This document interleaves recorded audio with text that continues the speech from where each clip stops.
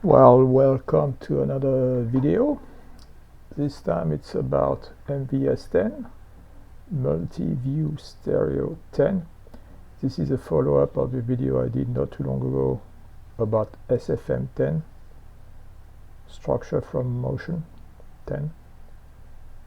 So MVS10, so here I'm looking at, you know the drill, right, about getting the archive and then extracting the stuff from the archive, etc., etc.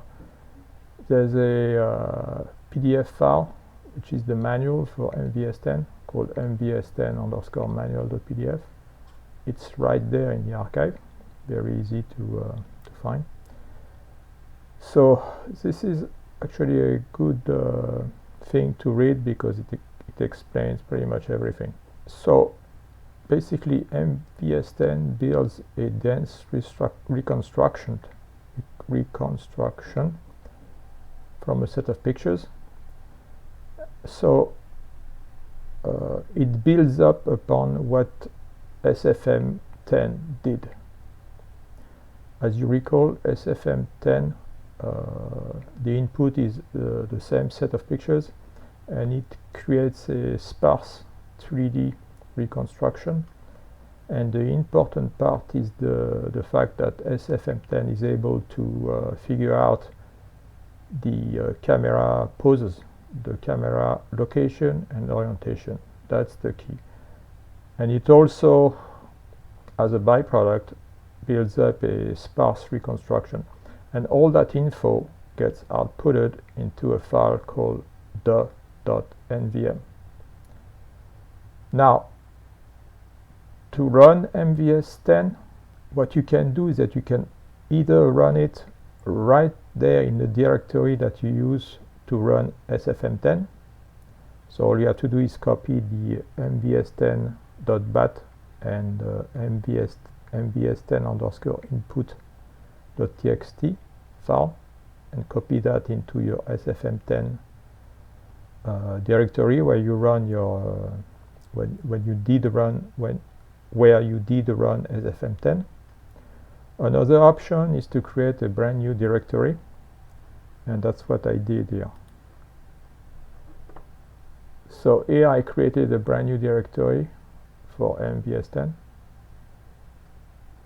and the first thing I did is I copied the mvs10.bat file and the mvs10 underscore input.txt file from the mvs10 underscore test directory, which you get when you extract the archive. The other things you need to do is to copy the images that you use for when you run SFM10. You also need to copy the input file, so sfm10 underscore input.txt. You need to copy that one, and you also need to copy those files, best underscore match underscore x underscore y dot sfm. You need to copy those, and of course you need to copy the output from SFM10, which is the.nvm. So that's all you need to run MVS10. And I think at this point I think I'm going to talk about the input file for MVS10. So let me edit this guy. Okay, so there's quite a few, and I'm going to try to explain them by referencing the manual actually. So this is the manual. Maybe I should talk quickly about the methodology behind MVS10. So what it does is that it pairs images, and for each pair of images, MVS10 rectifies the images in preparation for computing the depth map. So it's using actually ER9B to do the rectification, and then it computes the depth map, disparity map, using the Mag5. And it's adding the matches, supposedly good matches, coming from the depth map, coming from the depth map to the 3D reconstruction. Then what you do is that so you remove image points for which the reprojection error is too large, and you also remove 3D points for which the number of image points is too low, and you perform bundle adjustment on the 3D points. Yes. Yeah, I'll go back to that probably when I explain the input file. So the output of MVS10 is pretty much the same as what SFM10 outputs: a set of frame the_00 to 11, which can be used to create an animated GIF, and a point cloud in PLY format, which can be loaded in something like Cloud Compare, and if you want you can even mesh it there. Yeah, so here I explain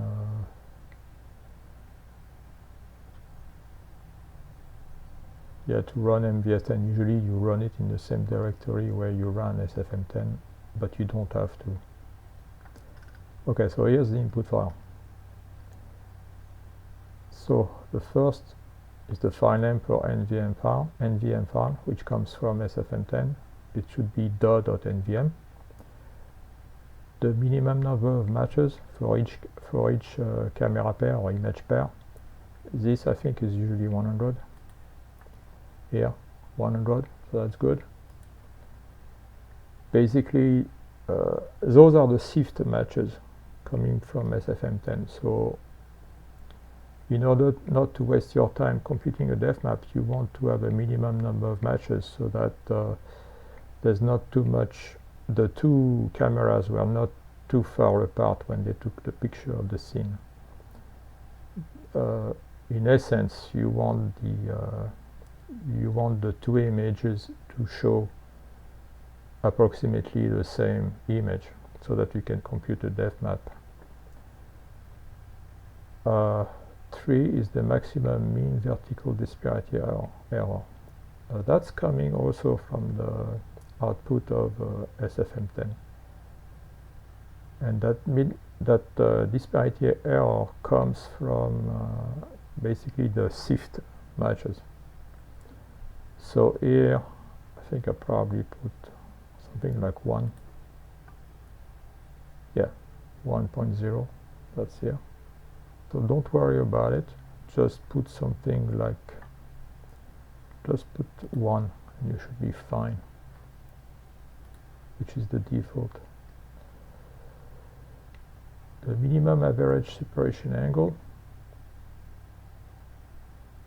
yeah, I think I explained that when I did the SFM10 video. I don't think this one is that important. I think I put 0.1 here.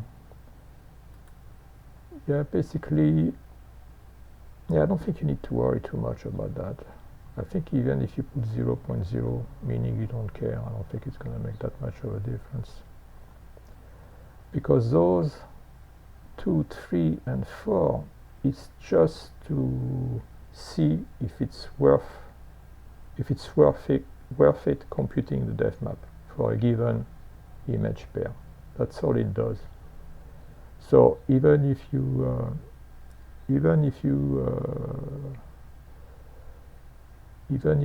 for example in 2 you can put 0, meaning you don't care. In 3 you put some large number, that would mean you don't care. And if for 4 you put 0, which would mean that you don't care, what's going to happen is that it's going to compute the depth maps for every camera pair. So those 3 parameters, 2, 3, and 4, tries to intelligently reduce the number of depth map computation. That's all it does. Then 5, 6, 7, 8, 9, 10, and 11, those control the Mag5. So those are the same parameters that you would find when you compute depth maps using DMAC5. So you have radius, alpha, truncation, epsilon, disparity tolerance, downsampling. So I think here you should not worry too much about it. So this is the radius, 30, here I use 32. So of course the radius, it depends on the size of your images. Here the images are, I think, 2 megapixels, 2000 pixels wide. So I use 32 for radius, which is fine. This is 0.9, the next one is default, 20, 10 I think is default also. 4, the epsilon is default, the 0 is default as well. And the 4, that's the downsampling. So that one, this one, number 11, the downsampling factor. What happens is that if you use downsampling factor of 1, there's no speed up, but you get the best quality, that's the disparity map. If you use a downsampling factor of 2, of course the depth map quality might go down a bit, but you gain a speed of factor 4, 2 by 2 equals 4. If you use a downsampling factor of 4, the speed at which you compute the depth map is multiplied by 16, 4 by 4. Here I think I use 4, this one, but it depends on your, because MVS10 is a single CPU, I use a downsampling factor which is quite high, 4. But I mean, you can use 2 or even 1, it depends how patient you are. Okay, so let's continue with the parameters. So we are at 12, sampling step. Yeah, this is, I think you should put 1 here, there's no point. Yeah, I use 1 as well here. I'm not even going to explain, but it's explained in the manual. 13 is the minimum separation angle. 14 is maximum reprojection error. And 15 is the minimum number of image points per 3D point. So 13 and 14, I explained that in SFM10. And 15, basically you need to put 3. Just put 3. So this is 13, 14, 15. 15 is 3. So basically what it means that to have a valid 3D point, it needs to show up in 3 images, which is good. You don't want to put anything below 3. You don't want to put 2. 2 is no good. You need to put 3. Then 13, 14. So this is the, yeah, I explained that, but I think that's pictures too. The separation angle.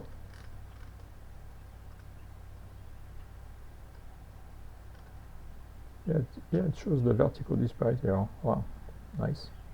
Yeah, the vertical disparity error, you want it to be as small as possible, because when you do compute depth maps, the matches are supposed to be on along the skyline. So ideally there should be no error. The 2 matches should be on the same horizontal line, the skyline. But I mean, you can allow some error usually. 0.5, 1, something like that, that's fine. Then I have another image for the separation angle, which is the same I use for SFM10. What the separation angle, so if it's too low, the 3D point can go to infinity, and that's not good. So that's why you want to have a minimum separation angle of usually 0.1. And I have another one, I think, for the reprojection error. Again, I explained that when I did the SFM10 video. But what it means is that the 3D point, it was computed using an image coordinate in the image plane. And that's your image plane, that's your image. So, and maybe it was computed using 3 images, so you have that 3D point has 3 image coordinates, one for each image plane it's been associated with. So the reprojection error is just like a sanity check, where you reproject your 3D point on the image plane by just intersecting the ray that goes from the camera center C to the 3D point, and you intersect that with the image plane, and then you look at what you're getting, and the difference in position between the reprojection and the image coordinate, between the reprojection, which is here, this one, and the image coordinate, that distance, which is the reprojection error, should be capped, so it should be under some value. So what value you should use, I mean, it depends. I mean, I think in this example, so this is my separation angle of 0.1, and here I use 10 for the maximum reprojection error. I mean, you could lower that number, even go down to 1 if you want. So you will get a more accurate 3D reconstruction, but of course you're gonna get fewer 3D points. So I mean, it's a balance between accuracy and how many points you're gonna end up in the point cloud. So the 3 again is the number of images in which the 3D point shows up, and the last 2 are for the animation, the wobbles, the wiggle wobble stuff, so it doesn't really matter that much. Okay, so yeah, I really recommend reading the manual,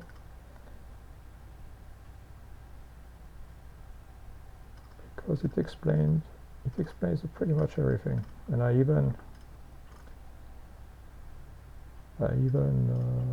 rechecked it very recently and changed it a little bit so that it's a little bit clearer. So yeah, so when MVS10 runs, at the end you get something like this. So you get a number of 3D points, so be careful because you might end up with a lot of them, which is fine. And you get the average reprojection error. 0.5 is very good, and you get a max reproj error, so 9.5.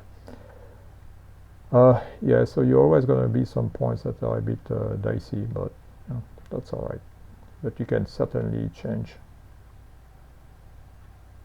that parameter and control that number here. So if you want to change the parameters and rerun MVS10, you may have to delete some files, the files with suffix MVS. Yeah, it's explained here. So you may have to delete them. Depends what you change. And here I explain which parameters, if you change them, you don't have to no. So if any of the following parameters is changed, you need to delete the MVS files. But anything else, the MVS files must stay, because then MVS10 looks at them and the def maps don't have to be recomputed, which takes quite a bit of time. Okay, so that's about it. So I think now we are ready to just run the damn thing. So before I start running MVS10, I think I'm going to change the input file just a little bit. I'm going to change that downsampling ratio for the def map computation. I think 4 is probably too much. I'm going to put just 2. So let me do that, save it, and then we're going to run. Let me make sure this is the right one, number 11. 11.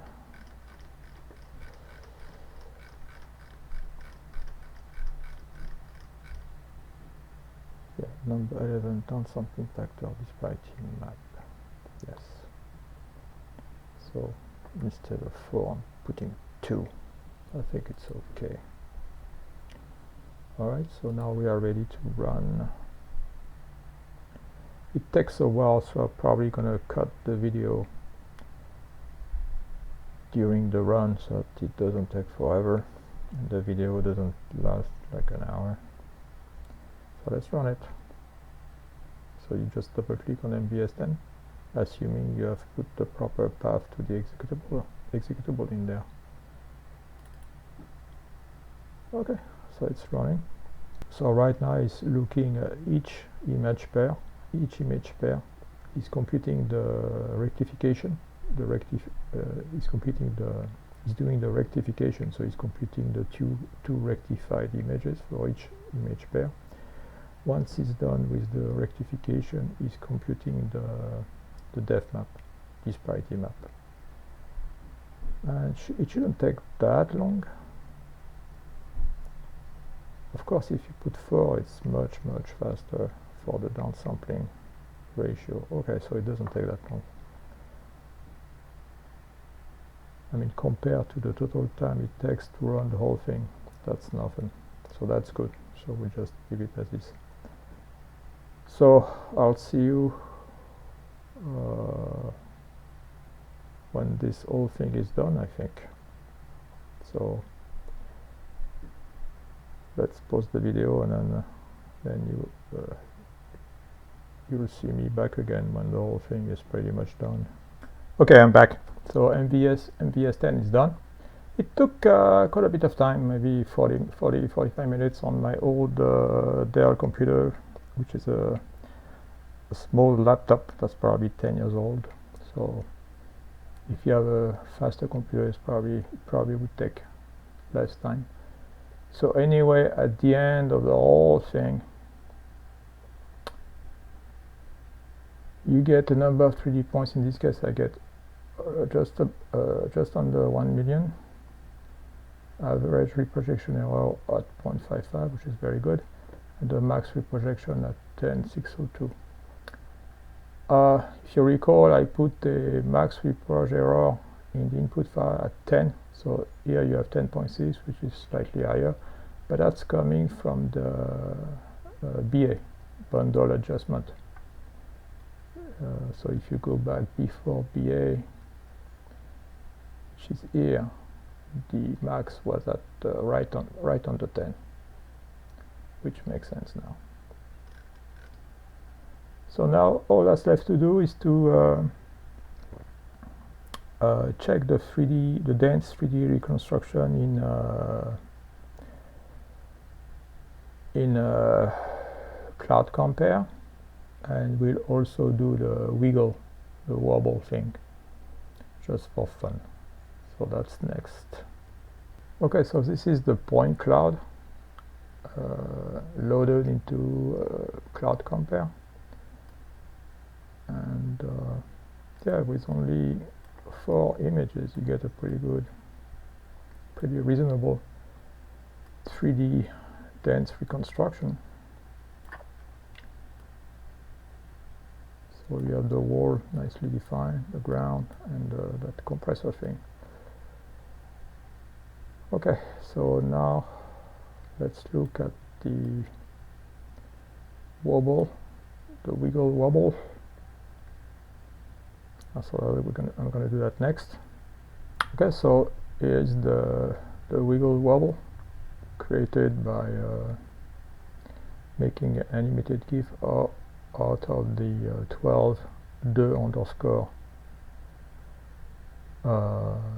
image files that the MVS10 outputs. It should be noted that to really check the quality of a reconstruction, you should really look at the point cloud, not a wiggle wobble. You could have a wobble that looks really good, but have a point cloud that's very stretched. So what really counts is to look at the point cloud. Okay, so that's it for today. So we'll see you later for the next video. Bye now.